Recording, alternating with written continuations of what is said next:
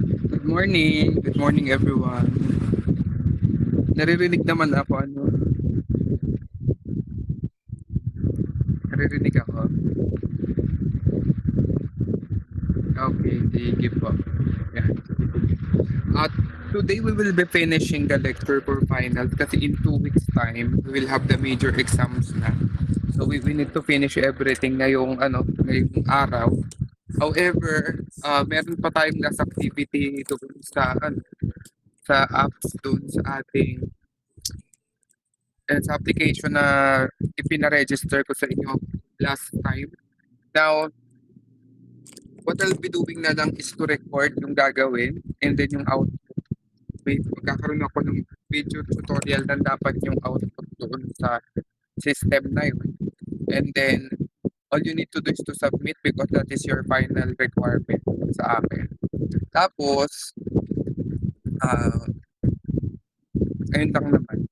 Okay, so, and next week, by the way, we will have a short quiz, 1 to 10 lang. So, yung quiz will only cover yung final period topics natin. Yun lang. Just 1 to 10 lang na multiple choices.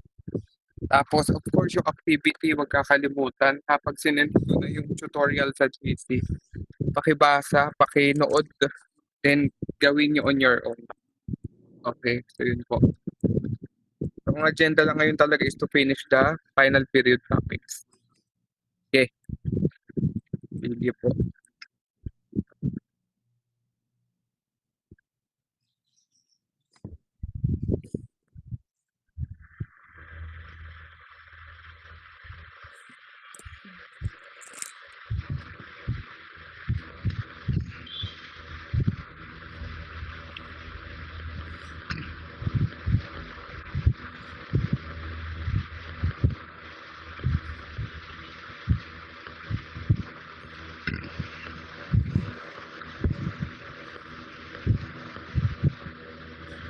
Ay, ano na pala tayo, packs na tayo, di ba? Sumobra pala ako.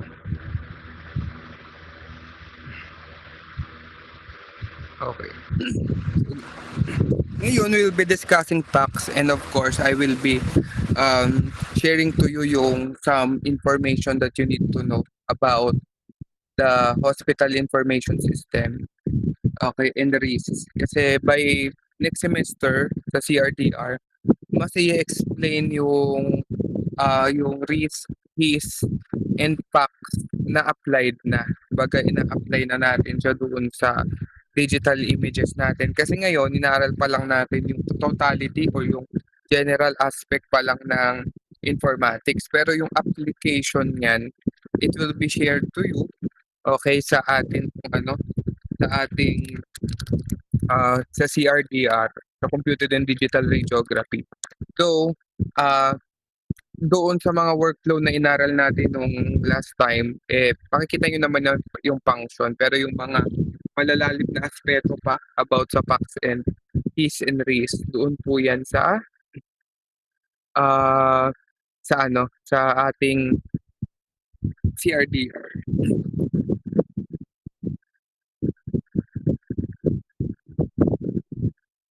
Okay.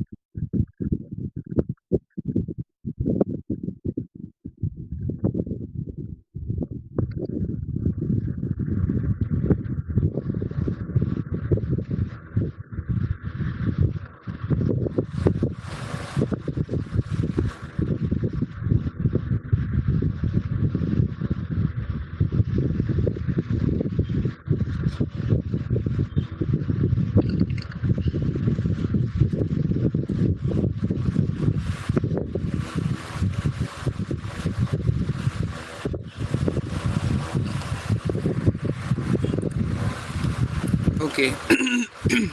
So let's start with PAC. So PAC stands for Picture Archiving Communications Communication System. So primarily ang PAC po natin is designed as a software para makapag-transmit tayo, makapag-send tayo ng medical information para sa ano sa may transmit or may pasa natin yung mga medical information specifically yung ating mga medical images to different locations depending on the people or department na may access. Let's say for example, si ER or emergency room, yan ay merong access na ng ating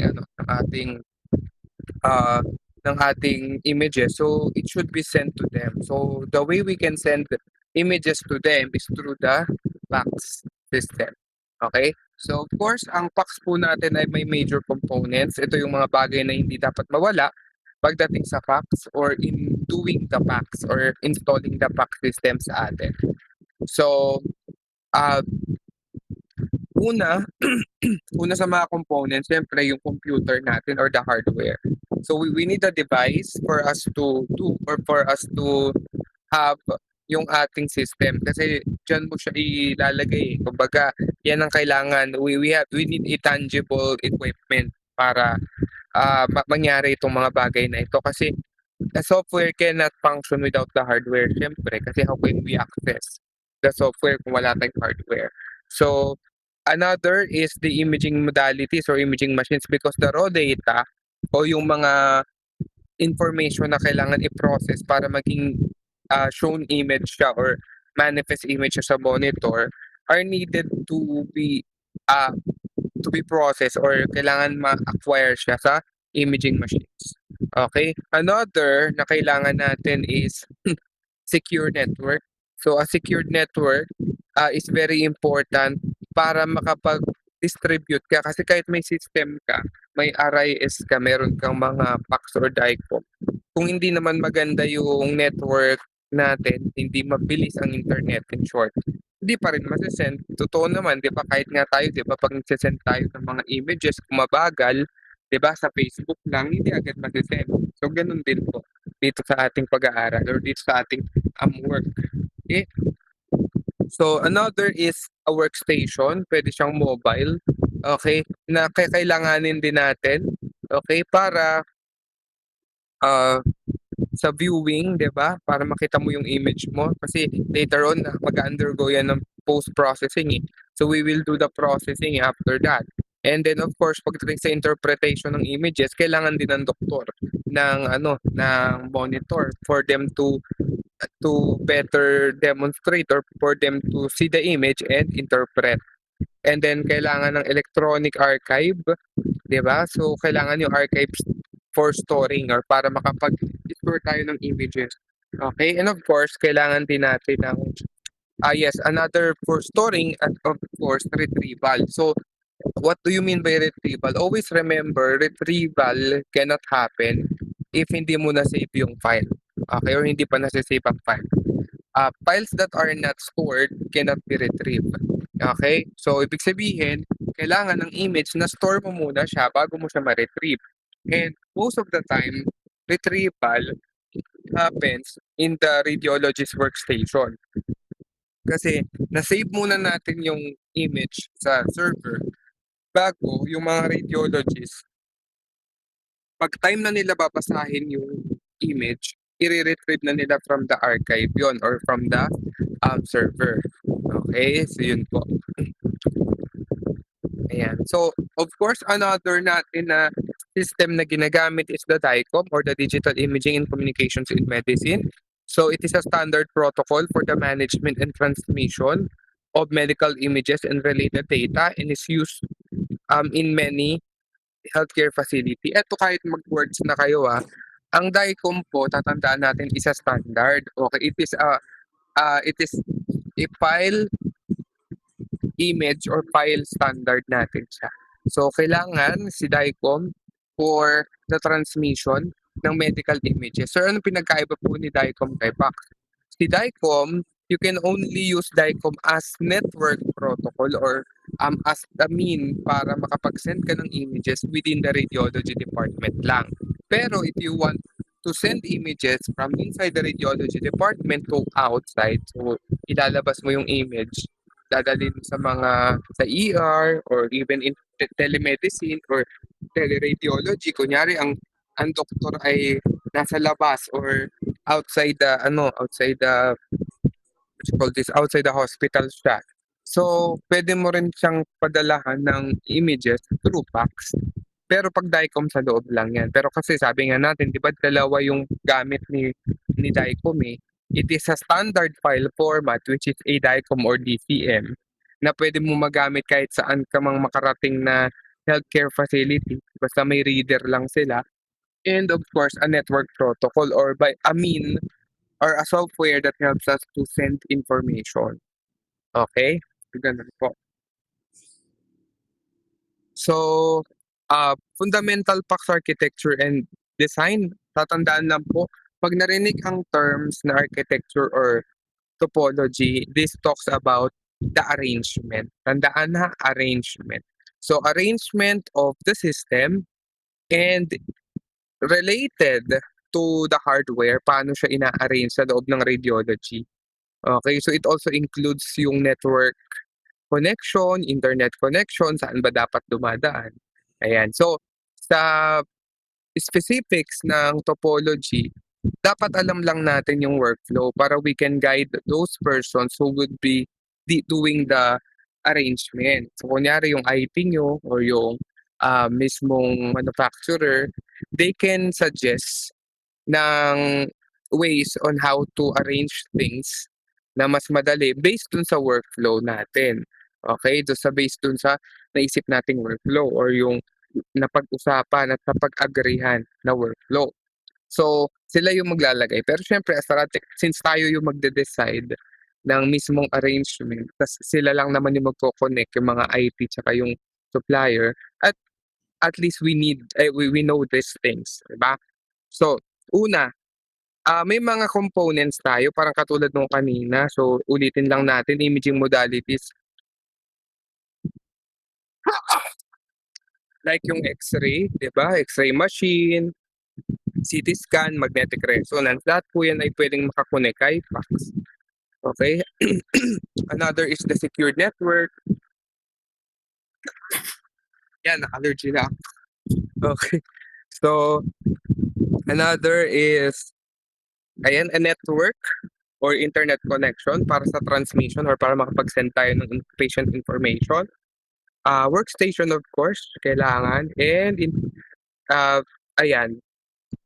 And of course yung archives natin para or the server para makapag-store tayo at makapag-retrieve. So meron tayong mga tinatawag na self-owned and enterprise PACS system.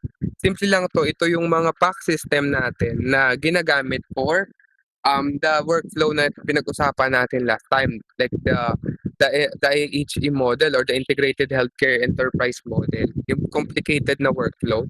Kailangan natin siya. Okay, kailangan natin siya. Okay, malaman because yan ang perfect way to see or to demonstrate kung paano nagkakaroon ng interoperability, okay, or paano nagkaka-connect-connect yung mga system. Kasi 'di ba dun sa IHE model, wala naman ng papers and mostly dun sa mga steps, walang putol. Okay, walang magi-stop na step. So dire-diretso siya.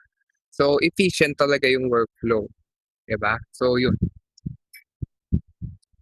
So when it comes to administration and workforce, a PACS administrator must be jack of all trades. So siyempre, pagdating sa sa PACS administration, it mainly consists of the manufacturer's people na dapat nga jack of all trades. And then ang preferred nga diyan is RadTech or at least mayroong idea pagdating sa radiology operations or may idea sa workflow natin kasi they will suggest to the management kung ano yung better, ano yung magandang ibenta na system, 'di ba, or workflow.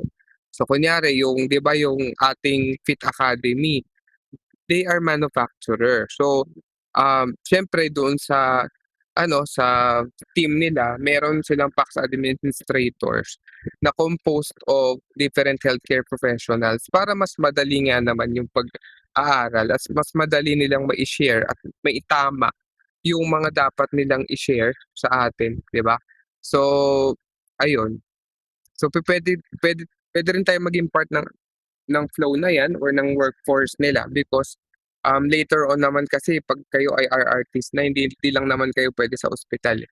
Puwede rin kayo sa field na 'to, puwede kayong maging, ah, application specialist na focusing on the RIS lang or Radiology Information System, pwedeng gano'n. So, marami naman tayong puwedeng work, ayun po. Ayun lang naman yung sinasabi diyan. Okay, so we have the PACS facilitated for workflow in today's race and heat. So ito maganda, the facilitated for workflow, 'pag narinig niyo siya tandaan niyo lang na 'pag ganyan, iisa lang ang workstation 'yan. And kunyari, yan, CT scan, MRI, and the ultrasound are connected in one area or one workstation na pwede mong makontrol lahat yan in one workstations lang. So, syempre, sir, one computer hindi. One workstation, meaning isang area lang, pero kanya-kanya pa rin ng computer. Bakit maganda yun, sir? Para madali yung pagsisend, para nakikita mo, oh, saan ba dapat isend kung may sira ang isang, ang isang ah, machine. So, makikita mo na agad.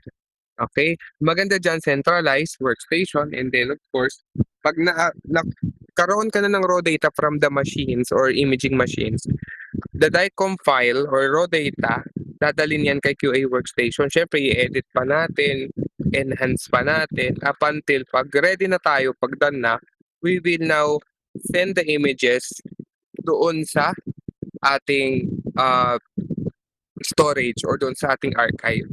Okay, and yung role natin tapos na dun, yung ginagawa natin. Ngayon kapag ready na yung radiologist na pagbasa or i-interpret yung images, all they need to do is to retrieve. I-retrieve na lang nila yung images from the archive. Okay, retrieve lang yan. Pagka-retrieve nila, punta na doon sa computer and then computer nila, then interpret na lang nila. Okay, that's facilitated for workflow. So, when it comes to installation, tandaan po natin that it is important that HIS, RIS, or the Hospital Information System, or Radiology Information System, PACS interface, is evident to any institution employing both systems. So, pagdating sa interface, okay, kasi interface kasi, sometimes ang labanan dyan, kung mas madali gamitin yung interface or systems, di better, yun ang bibili. Kasi nga naman, sino bang gusto mahirapan pa? 'Di ba? So, importante, isa yan sa mga ina-address ng mga supplier. Ano ba yung way para mapadali yung workflow? Ano ba yung way para mas maganda yung workflow, mapadali? So, yun ang sine-check nila. Okay? So when it comes to evaluation, so as RadTech, we need to have that eye or just to know if there's a problem doon sa ating system or doon sa ginagamit nating software. By knowing so, di ba, kahit yung mga basic troubleshooting lang, pwede nating gawin. Kunyari, gusto lang, ang kailangan lang gawin sa computer kahit nagmamalfunction siya ay i-reset mo lang or shutdown mo lang, tapos buksan mo ulit, pwedeng ganun. So uh, that's what you call this, that is simple troubleshooting. Simple troubleshooting, ayan. Tapos, it is better, 'di ba, that we know that kasi, at least hindi masisira yung workflow natin. Ngayon, kung may mga times talaga na, the issue of the computer or system is something na hindi na natin kayang ayusin, 'di ba? At least we just have to know when to call for help, 'di ba? So, para lang 'yan sa pasyente kapag kunyari nagawa mo na yung first aid, 'yan, still you don't know what to do, 'di ba? Call for help. Kaya sa hospital team naman, eh. So, kanya-kanyang profession, so kanya-kanya ng, share sa wellness ng pasyente. Okay? So, gano'n din dito. We just need to know at least when to call for help. Okay? So, 'yun. So when it comes to evaluation, yan, due to its acceptable at due to its wide acceptance, establishing PACS has been considered as a logical strategy by executives of many hospitals worldwide. Bakit? Kasi ano tayo eh, nag-i-improve eh, nag-i-innovate. So isa sa mga good thing na na-realize nila na maganda talaga ang PACS. Okay, however, unless it is installed and operated properly, the system can lead to problems with significant consequences and repeated maintenance costs. For instance, PACS may lack the required efficiency and flexibility if installed and operated improperly. Diba? Largely due to the lack of a logical evaluation protocol. Kita nyo kapag nagkakaroon ng ganyan. So, using a systematic and objective evaluation protocol significantly helps identify and remove the technical and logistic deficiencies and ensures that the system has the best technical, operational, and clinical quality and efficiency that are based on standard guidelines. So ayan, so tatandaan lang po natin itong mga technology na inaaral natin since prelim are addressing efficiency or workflow efficiency. So alam niyo naman, naturo na yan sa inyo yung mga manual processing, di ba? Automatic processing. So those processing or those conventional processing practices are giving us a longer times, 'di ba? Sa pag-handle ng pasyente. Imagine mo yung mga dami ng workflow na gagawin. So, 'pag gano'n napapatagal. So, less efficient tayo ngayon in doing this or in integrating the histories and everything that we studied about. Mas napapabilis yung trabaho, 'di ba? So, it addresses the workflow efficiency. So, ayan. So, eto next, evaluation of data storage, disaster discovery, and data flow, fault tolerance, network latency, and interoperability. So, itong mga bagay-bagay na to, we need to evaluate this or we just need to know what are this. So, when it comes to data storage, ang chine-check lang naman natin dyan is the data storage space or yung ating server is enough, 'di ba, to handle certain load of patients for a certain time, 'di ba? So, gaano ba kalaki ang storage? Okay, effective ba ang tawag nito, effective ba yung image compression natin, 'di ba? Na-address niya ba talaga? Nape-preserve ba yung data storage? Yan ang katanungan diyan. Next is disaster discovery. So, the disaster discovery, you just need to know that if meron bang mga measures yung ating computer system. Let's say for example, ah, kunyari ang storage po natin is web-based. Paano 'pag wala ng internet? Nagkakaroon ba ng backup system? Mga ganyan. So may mga, ganyan po na kasama sa HIPAA yan, yung HIPAA regulations ng Amerika. So chine-check yan. Okay, so kunyari yung storage 1 mo na hard drive nasira, papaano na yung image? Wala na. So dapat merong mga measures, 'di ba? Dapat meron tayong disaster discovery, 'di ba? So nadi-discover natin, okay, if ever magkaroon ng disaster, kasi sa computer, ang disaster hindi yan literal na binabagyo yung computer, nililindol yung so ano yan, it means when the computer is experiencing errors or any issues that would stop or that would affect the workflow. Ayun po siya. Okay. Next is data flow fault tolerance. So ito naman related po ito sa sa internet connection. So kung may pangit na internet connection, there's a possibility of having this one. Next is networking latency and interoperability. Yung networking latency, yan yung naglalag ba yung computer, naglalag ba yung internet, may mga times ba na hindi nagsisend agad yung pictures. So dapat may mga tayo dyan, measures. And of course, simply yung interoperability, yung workflow ba na nasusunod or dire-diretso ba. Ayan. So a storage system must support two distinct types of workflows. Files, once their creation is complete, are considered immutable in their type of workflows. The first is independent processing of small numbers of input files to produce one of the few output files. So a method for evaluating failure in an electronic data storage system that includes defining a data storage system in terms of its multiple storage components that are operably interconnected to store and retrieve electronic data. So in short, pagdating naman sa PAC system and other systems natin, it ensures interoperability. Ang result niyan is siyempre efficient workflow, diba?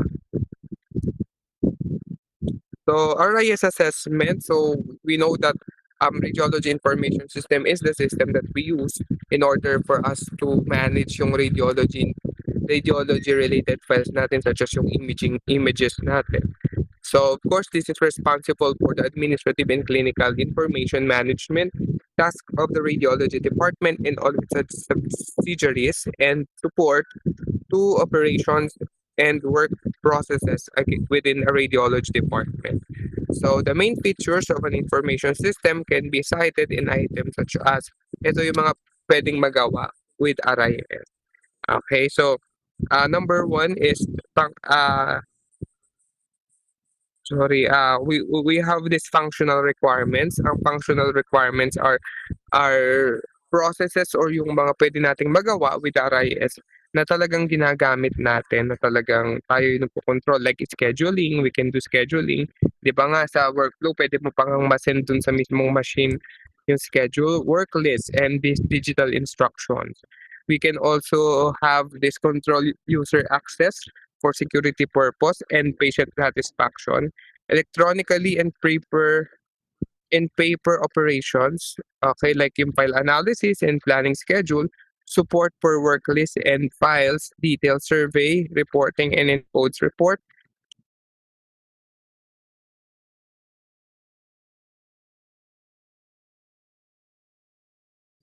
reports of radiology information. So lahat po yun ay mga pwede nating magawa. Ano? So, next. So sa pagdating sa HIS integration, so ang ano po natin ang health information system is same with hospital information system. Magpumalito other term lang yan. These are one of the 6 essential and interrelated building blocks of a health system.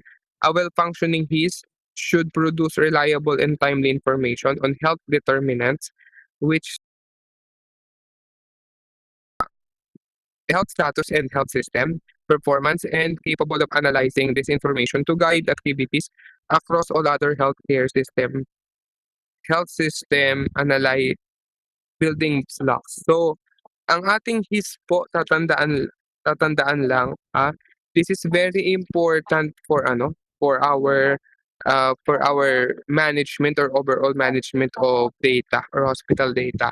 So it has security measures na makakaiwas sa pag-leak ng information or the data breach. Okay, so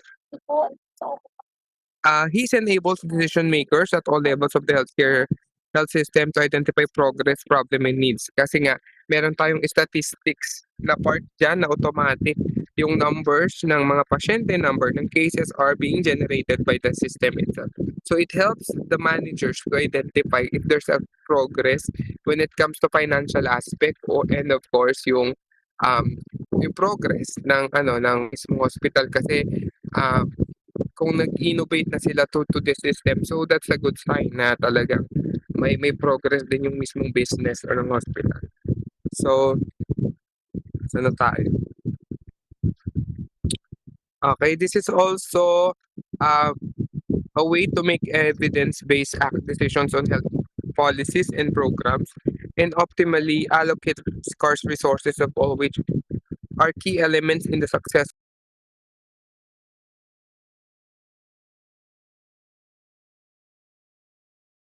patient workflow po ito.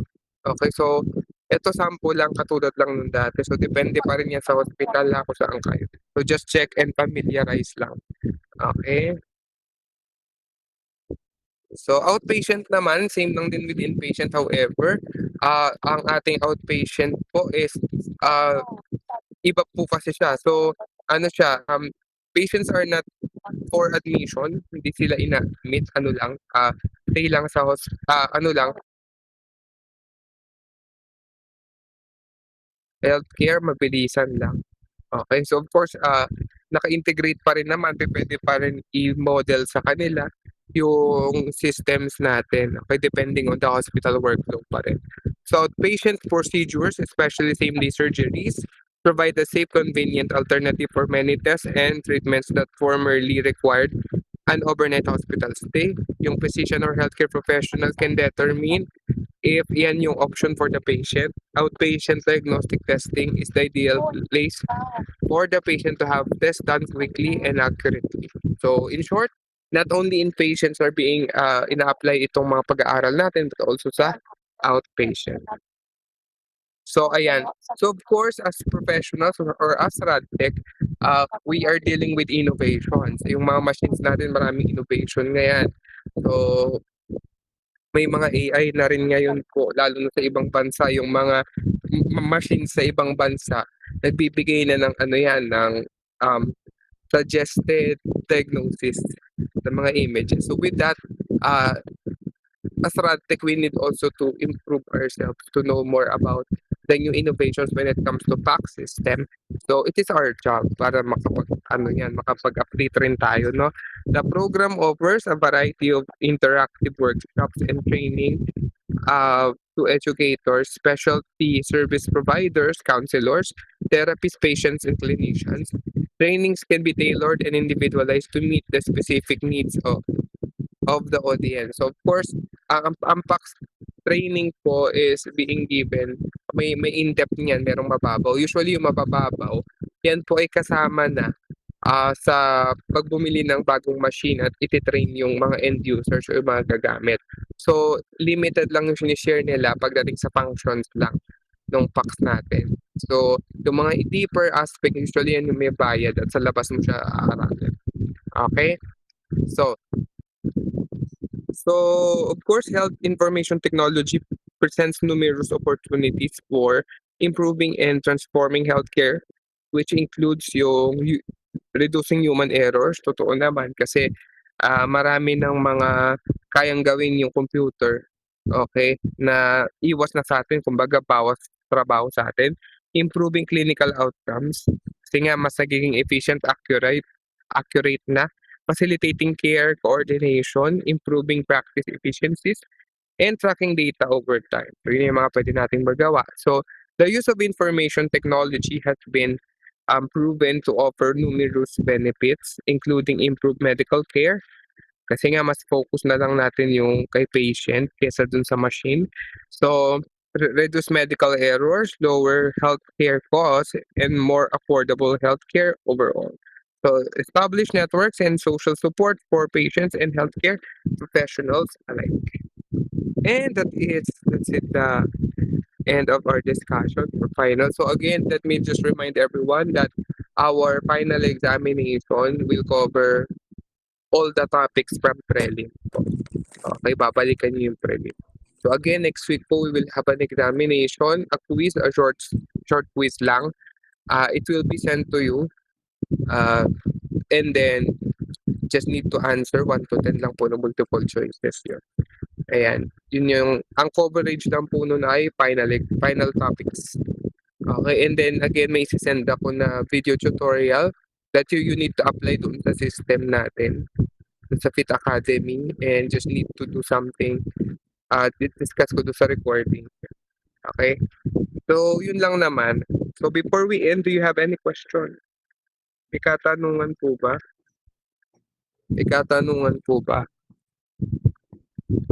Can I see in the chat box if you have any questions po?